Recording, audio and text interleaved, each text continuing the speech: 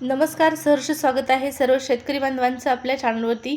नमो शेतकरी महासन्मान निधी योजनेच्या 9व्या हप्त्यासंदर्भात सगळ्यात मोठी अपडेट आपण या व्हिडिओच्या माध्यमातून जाणून घेणार आहोत। त्यामुळे हा व्हिडिओ महत्त्वाचा आहे, शेवटपर्यंत पाहणं गरजेचं आहे। त्याचबरोबर छोटीशी रिक्वेस्ट आहे, चॅनलवर जर तुम्ही पहिल्यांदा आला असाल, पहिल्यांदा व्हिडिओ पाहत असाल तर जरूर आपल्या चॅनलला सबस्क्राइब करून ठेवा।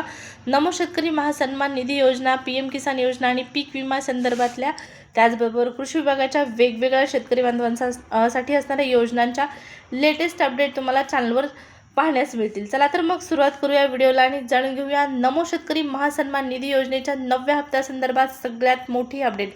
तर या ठिकाणी पहा, नमो शेतकरी महासन्मान निधी योजनेचा 9वा हप्ता अक्षय तृतीयेच्या मुहूर्तावर जमा होणार अशा पद्धतीच्या चर्चा सुरू झालेल्या आहेत राज्यामध्ये।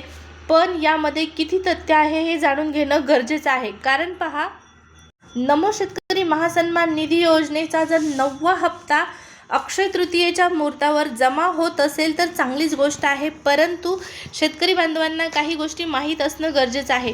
नमो शेतकरी महासन्मान निधी योजनेचा हप्ता वितरित होण्यापूर्वी शासन स्तरावरती काही प्रक्रिया पूर्ण कराव्या लागतात आणि त्यातील सगळ्यात मोठी प्रक्रिया किंवा सगळ्यात मोठी पहिली पायरी म्हणजे शासनाकडून हप्ता वितरण करण्यापूर्वी निधी मंजूर होणं गरजेचं आहे।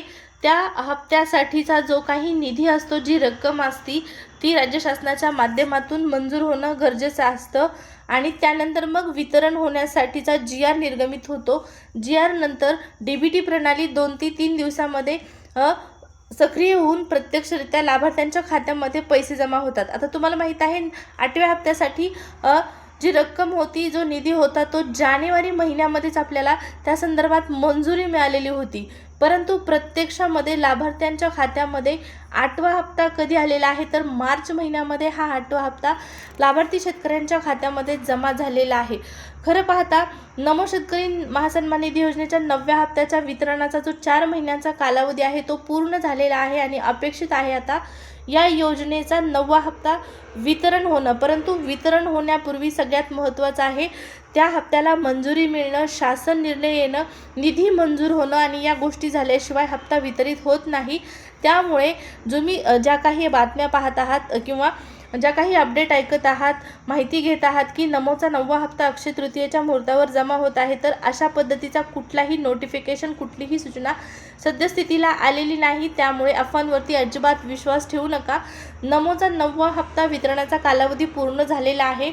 अपेक्षित आहे एप्रिलच्या एंडिंगपर्यंत हा हप्ता वितरित होणं, पण त्यापूर्वी जसं मी सुरुवातीला सांगितलेलं आहे, या पूर्वतयारीच्या गोष्टी होणं अपेक्षित आहे। GR येणं, निधी मंजूर होणं, हप्त्याला सगळ्यात महत्त्वाचं मंजुरी मिळणं। आता ही प्रक्रिया जशी सुरू होईल तसं तुम्हाला कळवण्यात येणार आहे। त्यासाठी सबस्क्राईब करायला विसरला असाल तर जरूर सबस्क्राईब करून ठेवा।